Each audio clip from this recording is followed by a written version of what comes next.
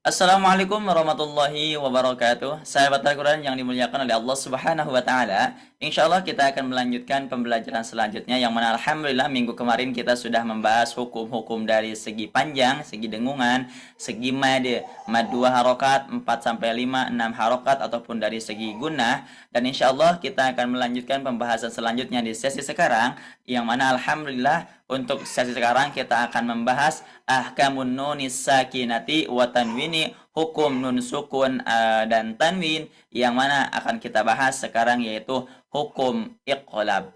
Insyaallah kita awali terlebih dahulu untuk sesi sekarang dengan sama-sama kita mengucapkan basmalah dan doa. Bismillahirrahmanirrahim.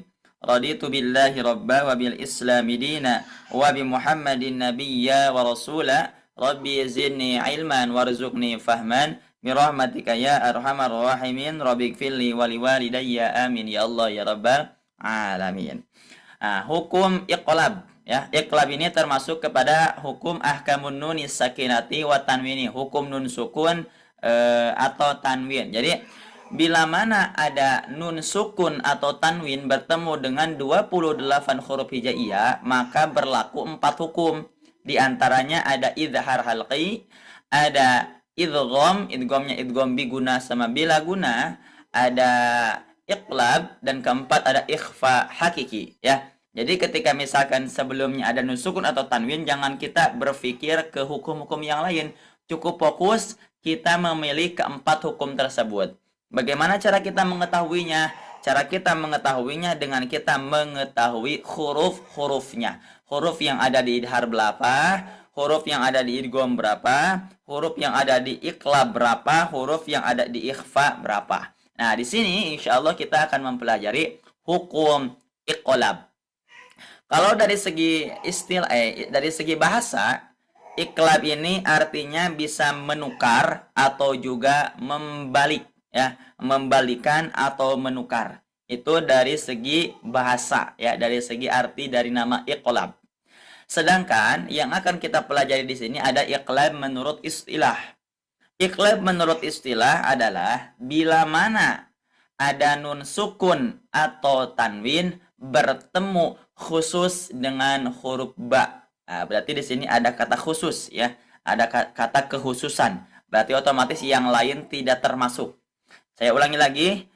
Iqlab adalah bila mana ada nun sukun atau tanwin bertemu dengan huruf ba. Nah, ini keterangannya. Wasalithul iqlabu 'indal ba'i miman bi gunnatin ma'al ikhfa'i. Ketiga adalah iqlab, yaitu ketika bertemu dengan ba, maka dibaca mim yang didengungkan serta disamarkan. Nah, ini nanti akan bergantung kepada cara baca, ya. Nanti cara bacanya itu terbagi menjadi 2 dari segi iqlab tersebut. Nanti kita bahas di bawah, ya. Terus, kita lihat semuanya. Iqlab ialah apabila ada nun sukun atau tanwin bertemu dengan huruf ba. Kita lihat fokus semuanya dari segi contohnya. Nah, di sini contohnya ada nun sukun, ya. Yang saya garis warna merah nih, ya. Ada nun sukun. Di sini ada tanwin, mau fathah, mau kasroh, mau dhammah, bertemu dengan huruf ba. Maka cara membacanya, samarkan nun sukun atau tanwin kepada huruf ba. Samarkan nun sukun atau tanwin kepada huruf ba, serta didengungkan sebanyak 2 harokat gunah atau sama dengan 3 ketukan lambat. Jadi ini bahasan 2 harokat guna itu berbeda dengan 2 harokat mad. 2 harokat guna itu lebih panjang, ya. Kalau misalkan kita baca 2 harokat 2 harokat mad itu kan cuma 2 ketukan lambat. Ola. Nah, kalau 2 harokat dengungan itu sama dengan 3 ketukan lambat.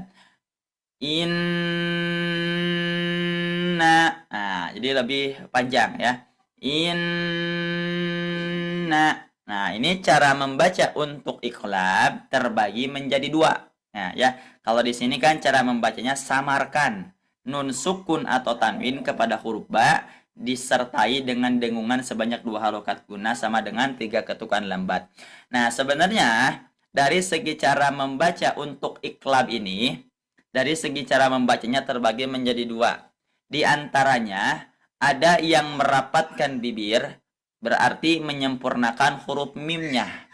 Ada yang merapatkan bibir, yaitu menyempurnakan huruf mimnya. Yang kedua, ada yang sedikit membuka celah dari bibirnya. Maka karena sedikit membuka celah, ada sedikit samar-samar ketika kita ucapkan, ya. Ada sedikit samar-samar ketika kita ucapkan.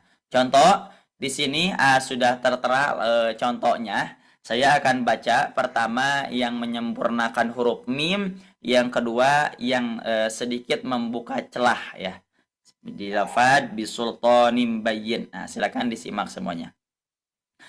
Bismillahirrahmanirrahim.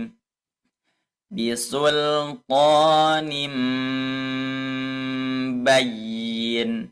Nah, itu kita menyempurnakan huruf mimnya, merapatkan bibir.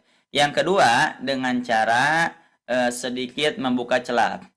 Bisultanin bayyin. Nah, kira-kira sama gak bacaan yang pertama dan bacaan yang kedua? Sekarang kita lanjutkan lagi contohnya. Saya sekarang mencontohkan lagi yang merapatkan bibir. Rahman. Rahman. Nah, ini kurang pas contohnya. Kita coret aja ya. Kita yang ketiga aja. Nah, ini. Jazaa'an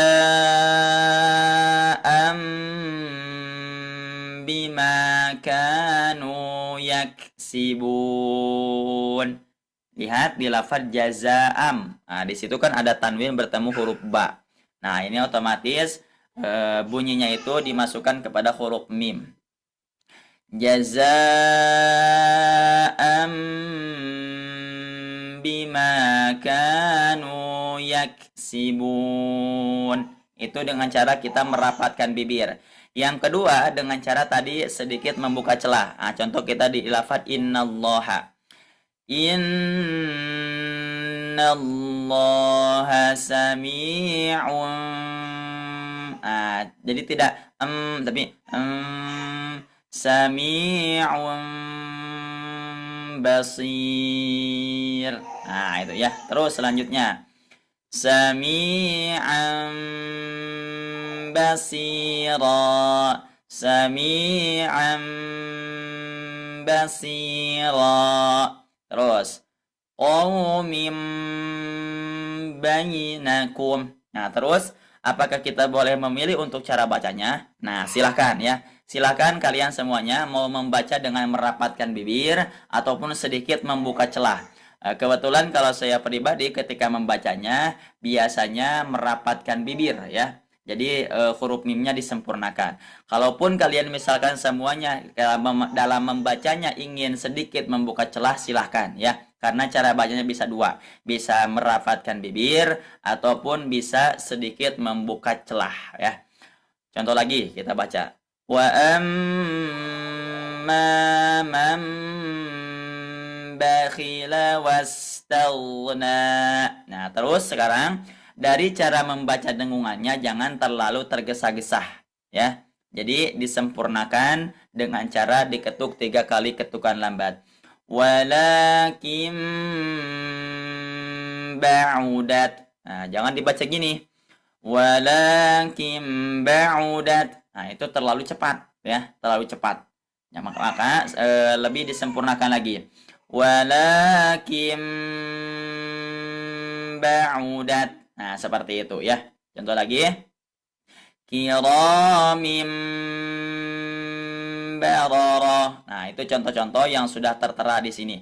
Nah, silakan bagi kalian semuanya yang mau mempraktekkan. Nah, di sini sudah ada contoh-contoh yang sudah terkandung kecuali yang ini ya. Nah, ini kurang pas. Nah, bisa kita ini mah kita coret saja. Nah, silakan dipraktekkan di contoh-contoh yang lainnya untuk membaca hukum iqlab. Saya ulangi lagi, iqlab itu dari segi bahasa menukar atau membalikan, sedangkan dari segi istilah yaitu bila mana nun sukun bertemu khusus dengan huruf ba, dibacanya didengungkan dengan sempurna dengan cara diketuk 3 ketukan lamban.